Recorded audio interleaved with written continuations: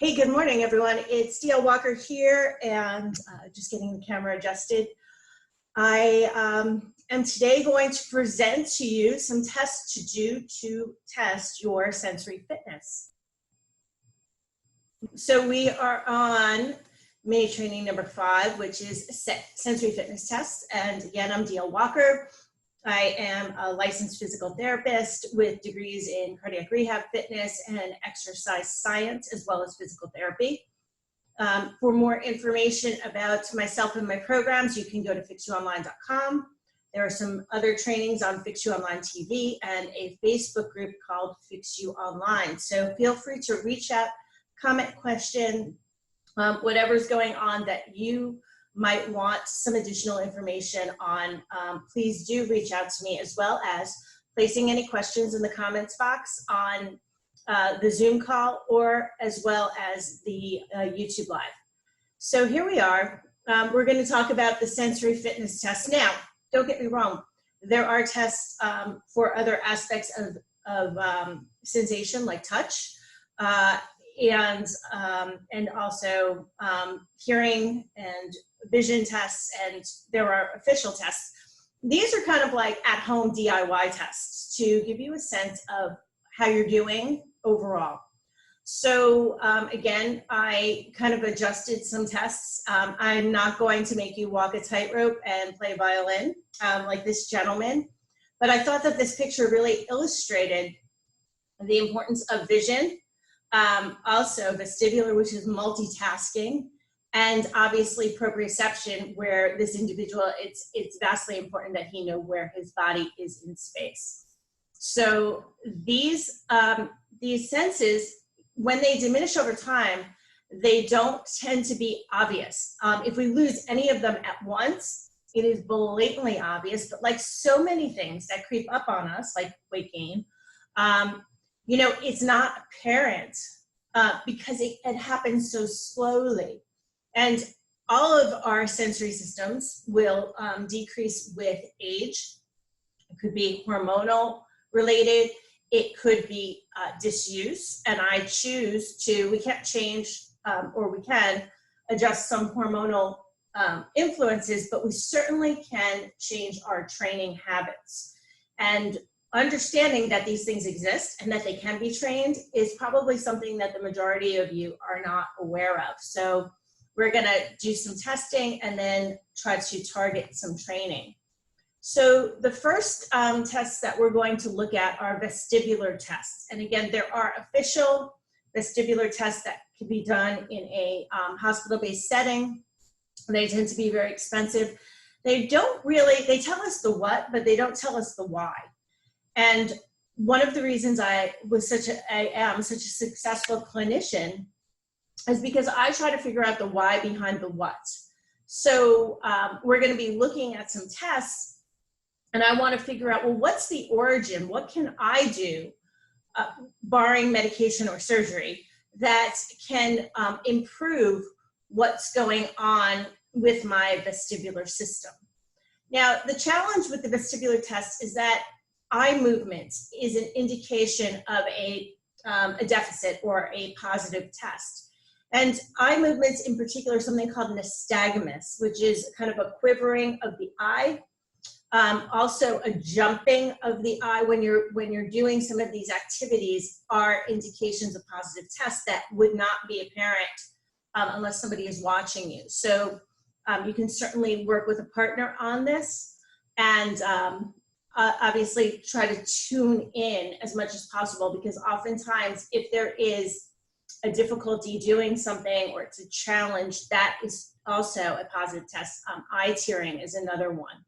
So the other thing is that many asymptomatic people will present with deficits because the vestibular system is not trained. And like I said, it is either compensated for when we're younger, or it decreases over time so that we're not aware of it until, you know, we go to that amusement park at the age of 50 and the thing, you know, that never made us nauseous, like the Ferris wheel or something like that, is having an effect on us. Those are little subtle symptoms as well as some of the others that I put in the vestibular mini training, which was a few days ago, and please feel free to reference these trainings on YouTube.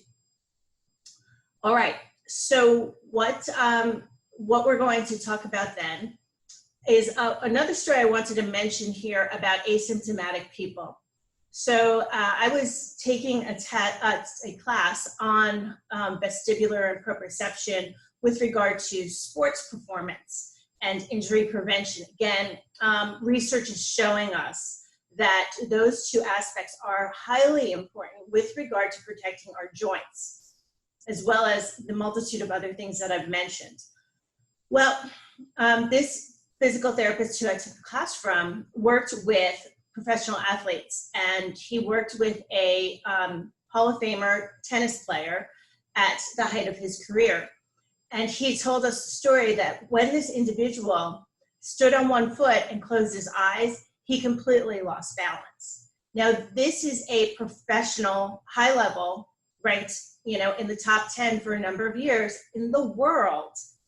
And he lacked adequate or normal vestibular function. The reason being, he had an inner ear surgery, like many children do nowadays, where they corrected for, I think it was individuals who had multitude earaches, and they do a eustachian tube surgery. This individual actually had that surgery as a kid, but in his career, he was young, and we can compensate for a lack of things, especially when they happen at early ages. So more than likely, his vision and his proprioception were heightened as a result of his vestibular deficits.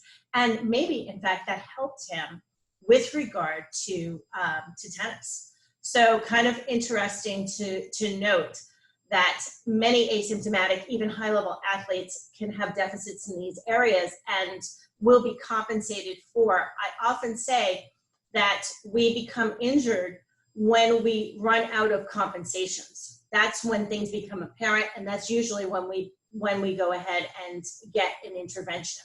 So moving on to the tests, here's that vestibular system on the right, and the different components that we talked about in the last class. So again, it would be ideal to have somebody observing eye movements. I guess you could probably also take your phone with a camera and record. And also, I had mentioned that many asymptomatic people will have these deficits. So here are some tests. Two of them we went through the other day. This one we did not. The first one is called the fixed gaze eye closure. And what you do is you focus on a point, and I'm going to focus on the camera directly in front of you, and you're focusing, and then you close your eyes. And what you want to note is if there's any sway, and again, I'll go through the positives, but that is the first test. So focusing on an object and then closing your eyes. And again, I do feel an accommodation in my body. So with these tests, particularly if you don't have somebody watching you, it's really important to try to tune in. The second one is the 45-degree gaze with motion.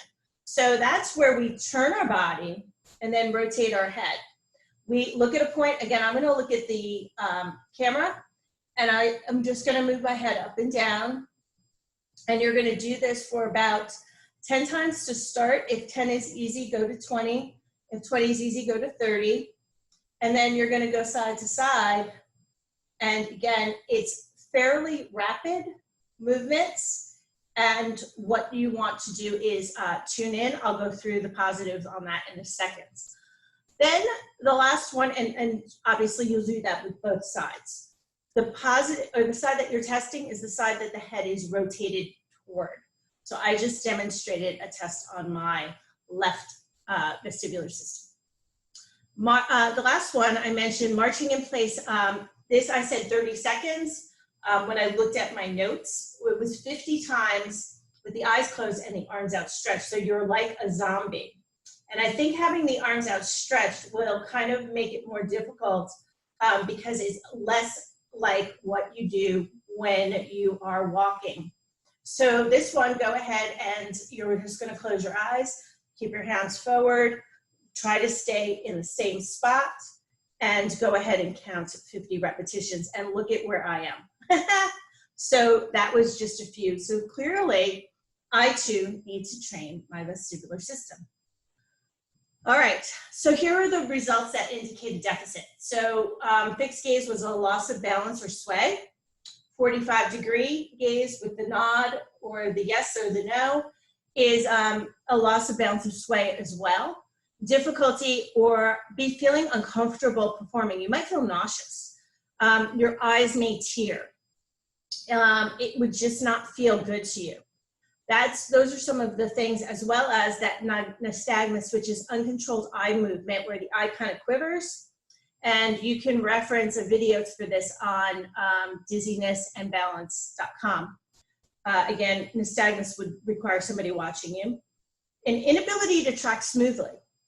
Again, somebody would need to watch, because what you want to do is your eyes want to go in that linear direction or the up and down direction smoothly. They don't want to go like that. And it wants to be consistent. Okay, consistent time, not delayed. Again, ideal to do this with an individual who can observe, ideally even a professional. Okay, next we're going to look at the single leg balance test, and this will check more about proprioception and vision, as well as proprioception and vision primarily. So when you're looking at proprioception in the foot and lower extremities, particularly we're going to do this with the eyes opened as well as the eyes closed. Do not do it with the eyes closed if you cannot maintain single leg balance for at least 5 seconds. The next thing is that the visual component for balance, when you're closing your eyes, it will indicate to you how much you rely on your vision with regard to balance. The foot, it also tests the foot and ankle core muscles and / alignment, because alignment dictates function. So your core muscles could be weakened from disuse, they could be weakened from injury, or they could be weakened from alignment. So the more steady you are on the foot, the less movement, the better. And then it also looks at hip strength and stability on the standing leg. So when you're standing and you lift the leg, your hips should maintain neutrality, meaning that it does not move, right? So you can actually put your hands on your pelvis, and I'll demonstrate that, and then go ahead and test. And if you're shifting or it drops, then that indicates a hip weakness on one side, and it would be the standing leg. So here are the instructions. It's important that you stand near a wall or a sturdy piece of furniture or in front of your bed. Keep your eyes open and keep your pelvis square, and it would be ideal to perform it in front of a mirror, because again, you want to keep that pelvis in alignment. When you keep your pelvis square, you're going to lift one foot off the floor, and the pelvis should not drop. The last thing to keep in mind is do not allow the standing foot to touch the other leg. So it's just in the air, in front of you, off the floor. Okay, it's not pushing onto the other leg in any way, shape, or form, or resting on anything. It's in air. Okay. All right, so I will just go ahead and demonstrate. Let's take a look at if I can get.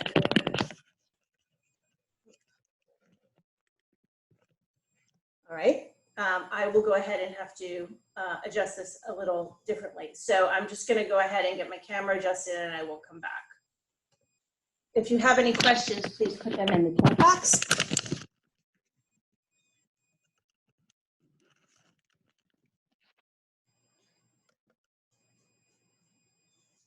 Okay. So here you can see my pelvis, okay?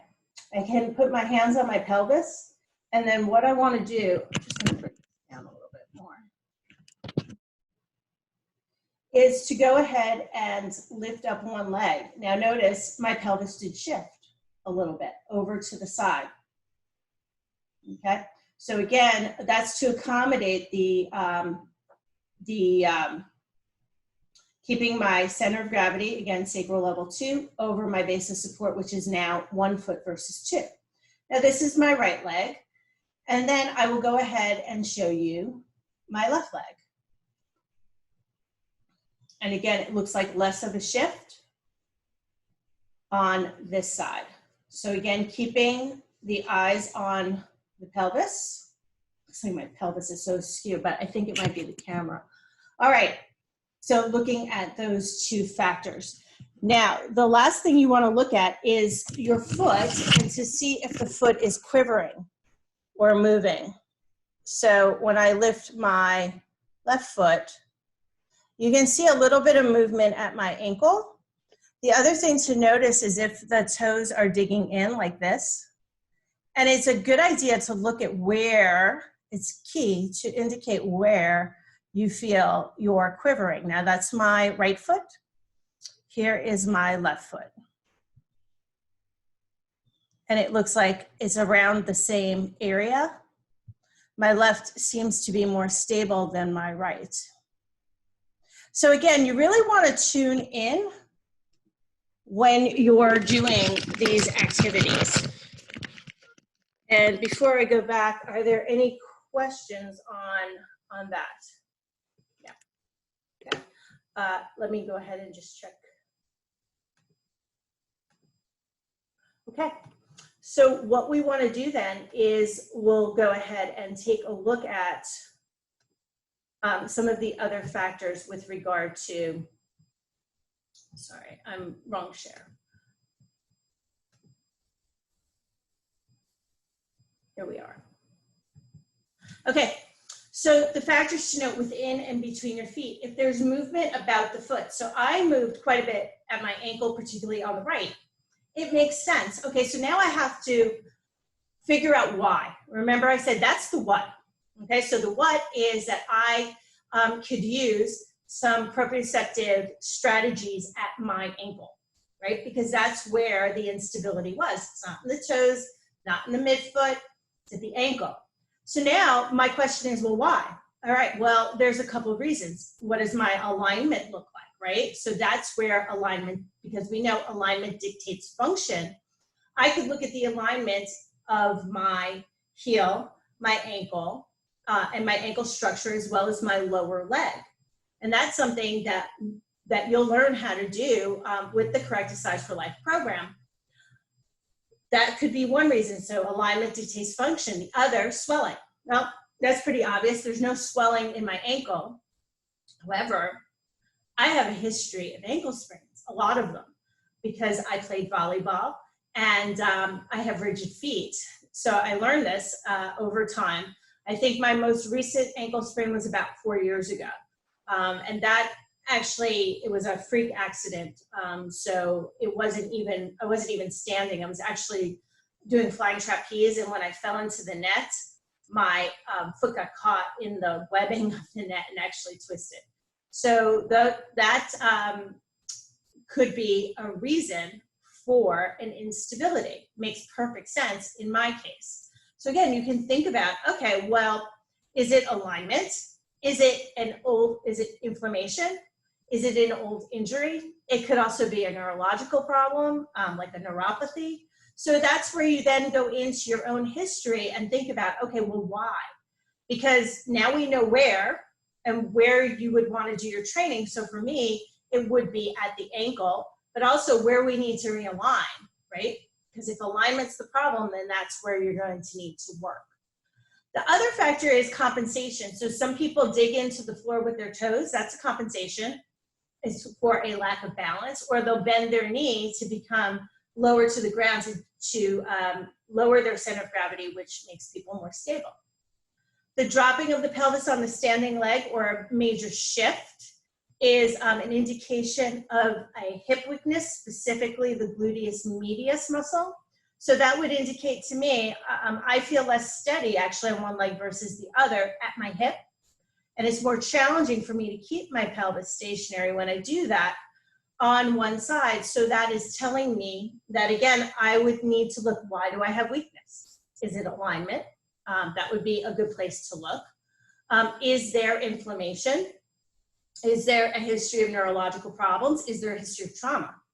So those are all reasons, but now I know that I need to go ahead and train one hip versus the other, but certainly not just train it because If it's not in the proper alignment, the muscle is never going to function optimally due to the length tension ratio that states that a muscle will contract with greatest strength when it's at a particular length.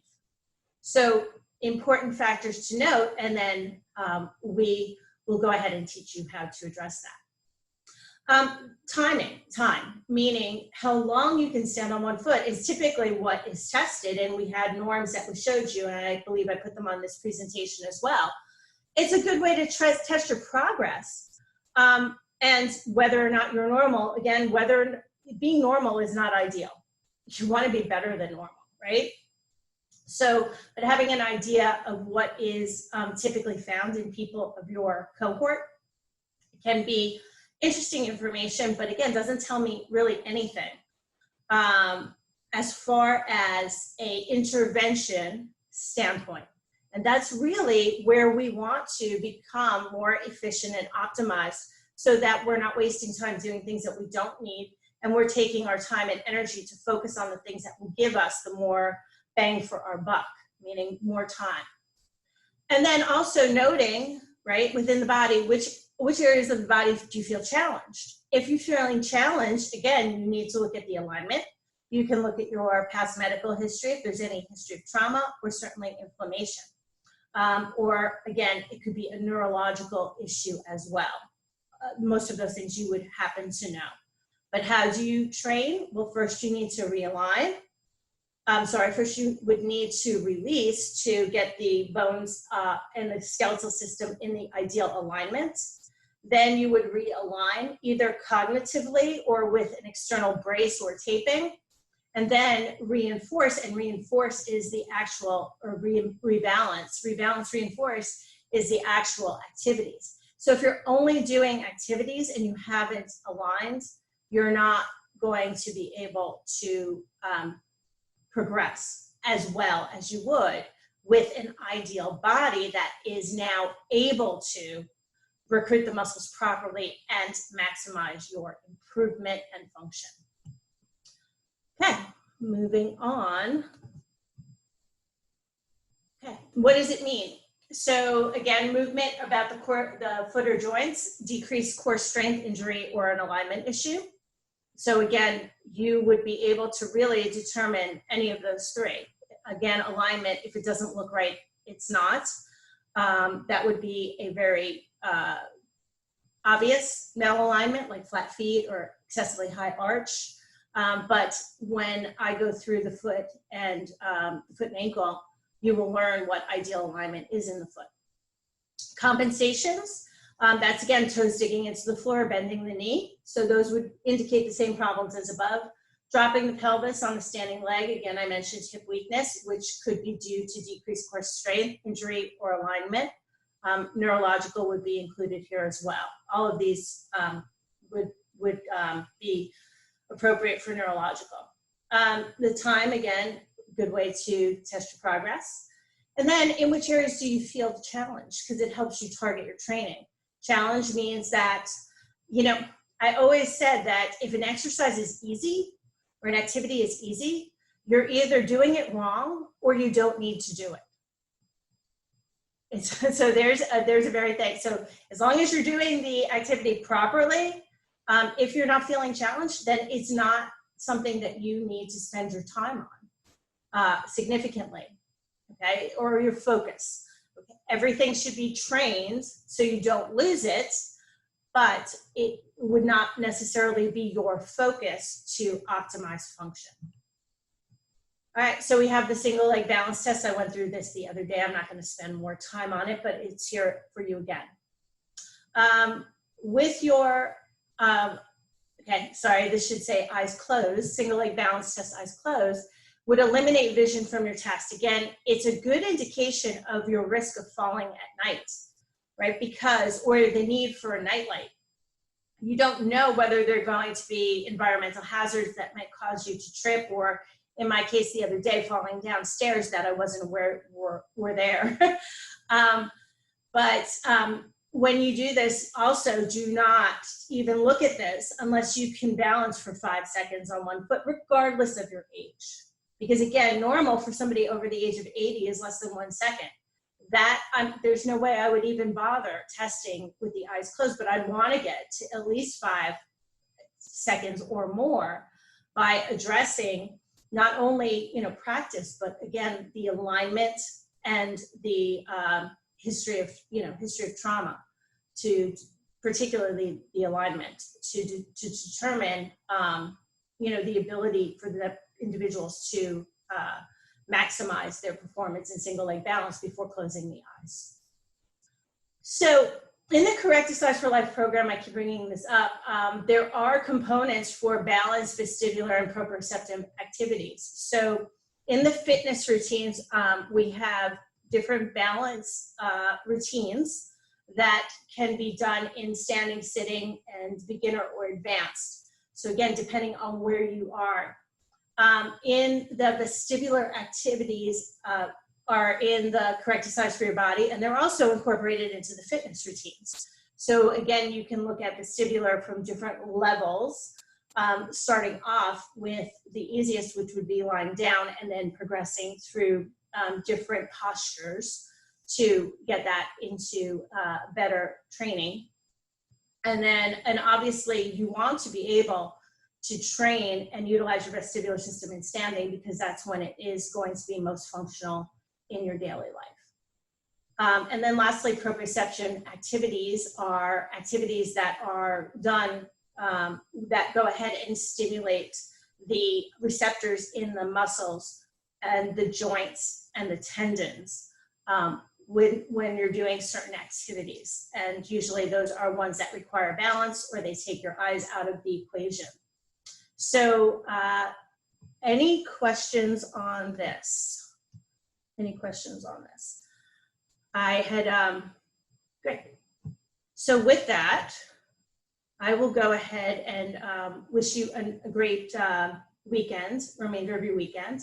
And on tomorrow's class, I am going to start with the foot and go over the functions of the foot. It's obviously my bread and butter, my expertise, and an area that I'm really passionate about, because it is so important to the ability to balance, to function, to walk, to squat, to do the things that we need to do in our daily lives. So with that, I will go ahead and wish you a great rest of your weekend, and I will see you Monday at 5 p.m. Eastern Standard Time. Have a great night and a great day.